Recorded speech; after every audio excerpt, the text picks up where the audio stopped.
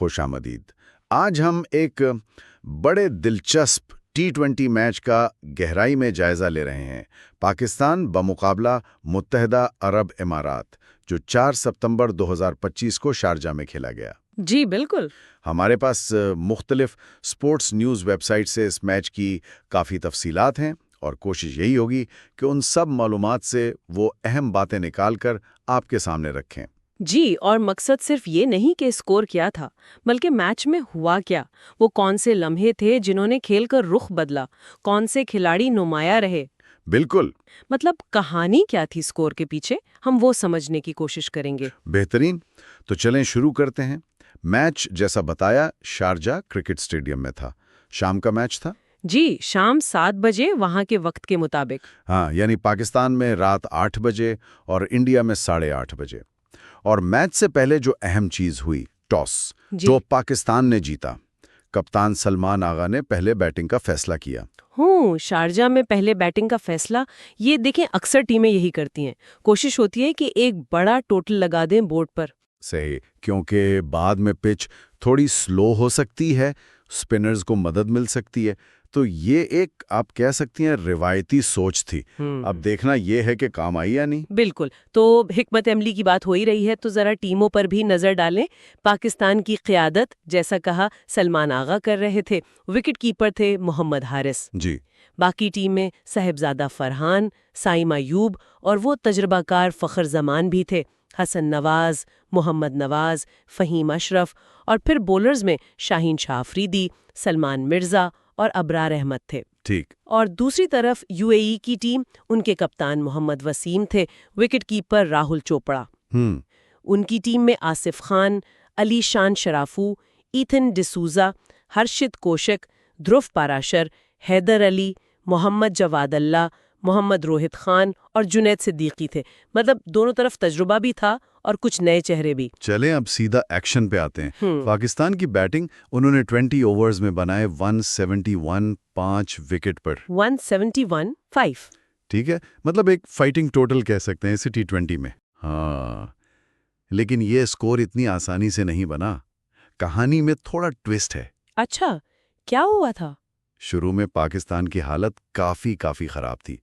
अब अंदाजा करें, पावर प्ले खत्म नहीं हुआ था, सिर्फ 5.4 ओवर्स हुए थे और 50 रन्स पर उनके 3 खिलाड़ी आउट हो गए थे। ओह, 50 पे 3, ये तो वाकई मुश्किल सूरत हाल है। फरहान, अयूब और कप्तान सलमान आगा तीनों जल्दी आउट हो गए। बिल्कुल। इस वक्त तो लग रहा था कि शायद 140-150 भी बन पाएंगे या नहीं। जी, पावर प्ले में इतनी विकेटें गिर जाएं तो रन रेट तो नीचे जाता ही है और आने वाले बैट्समैन पर प्रेशर बहुत बढ़ जाता है। अक्सर टीमें फिर संभल कर खेलने लगती हैं। लेकिन यहाँ ऐसा नहीं हुआ। यही बात वाकई दिलचस्प हो जाती है। चौथी विकेट गिरी, फिर फ़ख्र जमान और मोहम्मद नवाज ने जिम्मेदारी संभाली। अच्छा। और क्या कमाल संभाला। न सिर्फ इनिंग्स को सहारा दिया, बल्कि स्कोर को भी तेजी से आगे बढ़ाया। फ़ख्र जमान तो एक एंड पर डटी गए। जी, ये फ़ख्र जमान का तजुर्बा यहाँ नजर आता है। उनके आदादो शुमार क्या थे? फ़ख्र जमान ने बनाए 77 नॉट आउट, और वो भी सिर्फ 44 गेंदों पर। 6 चौके, 4 छक्के, जबरदस्त इनिंग्स। वाह, 44 पे 77 नॉट आउट, ये तो मैच विनिंग इनिंग्स हो सकती है। और दूसरे एंड से मोहम्मद नवाज ने भी खूब साथ दिया। 27 गेंदों पर 37 नॉट आउट, वो भी रहे। इन दोनों ने मिलकर पाकिस्तान को एक अच्छे टोटल तक पहुंचाया। यहाँ दिलचस्प बात यह है कि देखें, जब आप 50 पर 3 हो तो वहां से 171 तक पहुंचना, ये इस पार्टनरशिप की अहमियत बताता है। बिल्कुल। फ़ख्र ने यकीनी तौर पर अटैकिंग क्रिकेट खेली होगी और नवाज ने भी अच्छा साथ दिया। ये सिर्फ रन्स नहीं थे, ये मोमेंटम शिफ्ट था। सही कहा। ऐसी काउंटर अटैकिंग पार्टनरशिप खास तौर पर T20 में अक्सर मुखालिफ टीम को बैकफुट पर धकेल देती है। 50-3 से 171-5 तक ये बहुत बड़ी रिकवरी है। वाकई। तो पाकिस्तान ने तो एक चैलेंजिंग टोटल सेट कर दिया। अब जरा यूएई की बॉलिंग पर बात करते हैं। किसने अच्छी बॉलिंग की उनकी तरफ से? जी, ये देखना अहम है कि क्या किसी ने फ़ख्र और नवाज को परेशान किया या सभी पर रन्स पड़े। यूएई की तरफ से सबसे नुमाया बॉलर रहे हैदर अली। बहुत ही उम्दा स्पेल किया उन्होंने। अच्छा, क्या फिगर्स थे? 4 ओवर्स में सिर्फ 17 रन्स दिए और 2 विकेटें भी हासिल की। 4 में 17, 2 विकेटें, ये तो बेहतरीन है। T20 में 4.25 की इकोनॉमी, कमाल है। बिल्कुल। पावर प्ले और मिडल ओवर्स में उन्होंने रन्स रोके रखे। तो कम से कम एक बॉलर तो था जो काबू कर रहा था, बाकियों का क्या हाल था? यहीं थोड़ा मसला नजर आया। जुनैद सिद्दीकी ने विकेट तो एक ली, लेकिन वो बहुत महंगे साबित हुए। कितने रन्स दिए? 4 ओवर्स में 52 रन्स। ओह, 13 का इकोनॉमी रेट, ये तो बहुत ज्यादा है। जी, बहुत ज्यादा। ये बड़ा कॉन्ट्रास्ट है। एक तरफ हैदर अली इतने किफायती, दूसरी तरफ जुनैद सिद्दीकी इतने महंगे। हाँ, इससे लगता है कि शायद फखर और नवाज ने खास तौर पर जुनैद को टारगेट किया हो। ये होता है टी20 में, आप कमजोर कड़ी ढूंढते। हो सकता है। बाकी मोहम्मद रोहित खान ने एक विकेट ली 21 रन देकर 3 ओवर में, और ध्रुव पारेशर ने एक विकेट ली 35 रन देकर 4 ओवर में। तो विकेटें तो गिरी, लेकिन वो जो आखिरी ओवर्स में रन्स का सैलाब आया, उसे यूएई रोक नहीं पाया। बिल्कुल, हैदर अली की कारकर्दगी एक प्लस पॉइंट, लेकिन मजमूई तौर पर डेथ ओवर्स में वो दबाव नहीं बना सके जो 171 को शायद 160 पर रोक सकता था। सही। अब आते हैं दूसरी इनिंग्स पर। यूएई का ताक़ुब, 172 का हदफ, क्या वो कर पाए? 172 शारजा में दूसरी इनिंग्स में आसान तो नहीं होता, खासा दबाव होता है। और वो नहीं कर पाए। यूएई की टीम 20 ओवर्स में 7 विकेटों पर 140 रन ही बना सकी। 140 पर 7 मतलब 31 रन से हार गए। जी, किस रन से? ये तो काफी वाज़ेह शिकस्त है। बिल्कुल, 31 रन टी20 में एक बड़ा मार्जिन है। लगता है पाकिस्तानी बॉलर्स ने शुरू से ही गिरफ्त मजबूत रखी। ऐसा ही लगता है। हालांकि यूएई की तरफ से एक बल्लेबाज ने बहुत उम्दा मुकाबला किया, अलीशान शराफू। अच्छा, शराफू ने कैसा खेला? बहुत अच्छी इनिंग्स खेली। 51 गेंदों पर 68 रन बनाए, 7 चौके 2 छक्के। वो आखिर तक कोशिश करते रहे, 17वें ओवर तक क्रीज पर थे। 51 पे 68, ये तो बहुत अच्छी कोशिश है, खास तौर पे जब आप हदफ का ताखुब कर रहे हो। लेकिन फिर वही सवाल, क्या दूसरे एंड से किसी ने साथ दिया? यही मसला रहा। कप्तान मोहम्मद वसीम ने 19 गेंदों पर 19 बनाए, आसिफ खान ने 10 किए। बस कोई और 20 तक भी नहीं पहुंचा। शराफो एक तरफ से लड़ते रहे, दूसरी तरफ से विकेटें गिरती रहीं। ये क्लासिक चेजिंग प्रॉब्लम है।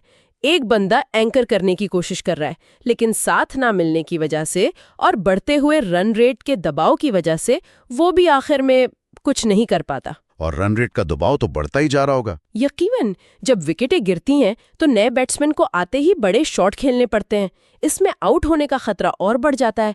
लगता है शराफों के अलावा बाकी बैट्समैन ये प्रेशर नहीं झेल पाए। ठीक है, अब जरा इसका तज्जिया करते हैं कि पाकिस्तानी बॉलर्स ने ये कैसे किया, कैसे 140 पर रोका। कौन था वो बॉलर जिसने असल नुकसान पहुंचाया? इस मैच के असल हीरो मेरी नजर में बॉलिंग में थे अबरार अहमद। अच्छा, अबरार अहमद स्पिनर? जी हाँ, उन्होंने तो जैसे यूएई की बैटिंग को बिल्कुल बेबस कर दिया। उनके फिगर्स यकीन नहीं आता।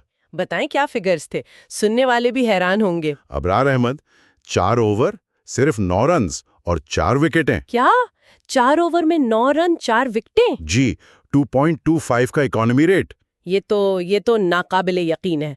अगर हम इसे बड़ी तस्वीर से जोड़ें तो ऐसा स्पेल क्या करता है? हाँ, बताएं। देखें, ये सिर्फ विकेटें नहीं ले रहा, ये रन्स को बिल्कुल खुश्क कर देता है। एक एंड से रन नहीं बन रहे, ऊपर से विकेटें गिर रही हैं। तो जो सेट बैट्समैन है, जैसे शराफू थे, उन पर प्रेशर 1000 गुना बढ़ जाता है। सही। शारजा की पिच पर जहां स्पिन को थोड़ी मदद मिल ही जाती है, वहां अबरार जैसा मिस्ट्री स्पिनर, वो तो ड्रामना ख्वाब साबित हुआ होगा यूएई के लिए। इस स्पेल ने मैच का रुख ही मोड़ दिया, मिडल ओवर्स में ही खेल खत्म कर दिया एक तरह से। क्या आप समझती हैं कि ये सिर्फ पिच की वजह से था या अबरार की अपनी कमाल की बॉलिंग थी? देखें, पिच का किरदार तो होता है, खास तौर पर शारजा में दूसरी इनिंग्स में गेंद थोड़ा फंस कर आता है, टर्न भी मिलता है। लेकिन सिर्फ पिच की मदद से 5 ओवर में 9 रन देकर 4 विकेटें नहीं मिलती। ठीक। उसके लिए बॉलर का अपना कंट्रोल, वैरायटी और बैट्समैन को पढ़ने की सलाहियत, ये सब बहुत जरूरी है। 9 रन देना ये बताता है कि उन्होंने लूज गेंदें बिल्कुल नहीं दी, बैट्समैन को मौका ही नहीं दिया कि वो हाथ खोल सकें। तो ये महारत और कंडीशंस दोनों का बेहतरीन इस्तेमाल था। बिल्कुल। और ऐसा नहीं कि सिर्फ अबरार ने ही अच्छी बॉलिंग की, शाहीन शाह आफरीदी ने भी अच्छा आगाज किया। 4 ओवर में 23 रन 1 विकेट। जी, नई गेंद से वो हमेशा खतरनाक होते हैं। और मोहम्मद नवाज, जिन्होंने बैटिंग में अच्छा किया था, उन्होंने बॉलिंग में भी 1 विकेट ली 30 रन देकर। फ़हीम अशरफ और सलमान मिर्जा को भी 1-1 विकेट मिली। तो मतलब एक मुकम्मल टीम परफॉर्मेंस थी बॉलिंग में। जी हाँ, ये एक अच्छा कंबाइंड एफर्ट लगता है। शाहीन ने शुरू में टोन सेट किया, अबरार ने बीच में तबाही मचाई और बाकियों ने भी रन्स कंट्रोल में रखे और विकेटें ली। 171 को डिफेंड करने के लिए ये एक बेहतरीन बॉलिंग प्लान था। तो इस सब का क्या मतलब है? नतीजा तो साफ है, पाकिस्तान 31 रन से जीत गया, लेकिन ट्राई सीरीज के हवाले से इसका क्या असर हुआ? देखें, इस जीत से पाकिस्तान तो टेबल पर टॉप पोजीशन पर मजीद मजबूत हो गया है। उनके 6 पॉइंट्स हो गए। अच्छा। लेकिन यूएई के लिए ये शिकस्त बहुत बुरी साबित हुई। वो अब टेबल में सबसे नीचे हैं और इस हार के बाद उनका आगे जाना, मतलब फाइनल वगैरह में, तकरीबन नामुमकिन हो गया है। तो ये मैच उनके लिए टूर्नामेंट से बाहर होने जैसा था? जी, अमली तौर पर ऐसा ही लगता है। तो अगर खुलासा करें, पाकिस्तान की जीत की 2 बड़ी वजूहात थीं। एक, फ़ख्र और नवाज की वो पार्टनरशिप जिसने उन्हें मुश्किल से निकाला। जी। और दूसरी, अबरार अहमद की वो गैर मामूली बॉलिंग स्पेल जिसने यूएई को बिल्कुल मौका ही नहीं दिया। बिल्कुल। पाकिस्तान के लिए ये जीत यकीनन एतमाद बढ़ाएगी, जबकि यूएई को बहुत कुछ सोचना होगा। जी, खास तौर पर अपनी बैटिंग और बॉलिंग में तसलसल लाने के बारे में। बिल्कुल दुरुस्त। तो आज हमने देखा कि कैसे पाकिस्तान ने शुरू की मुश्किलात के बाद बैटिंग में वापसी की, फ़ख्र और नवाज की वजह से। फिर अबरार ने बॉलिंग में कमाल कर दिखाया। यूएई की तरफ से शराफू ने लड़ाई की, लेकिन टीम हार गई। और जाते जाते ये मैच एक अहम सवाल उठाता है जिस पर टीमें शायद सोचें। जी, क्या सवाल? ये कि अबरार अहमद की जैसी कारकर्दगी थी इस मैच में, खास तौर पर शारजा जैसी पिच पर, क्या मुस्तकबिल में टीमें स्पिन, खास तौर पर मिस्ट्री स्पिनर्स के खिलाफ अपनी हिकमत अमली बदलेंगी? क्या वो ज्यादा अटैक करेंगे या ज्यादा मोहतात खेलेंगे? ये एक दिलचस्प पहलू है आगे देखने के लिए।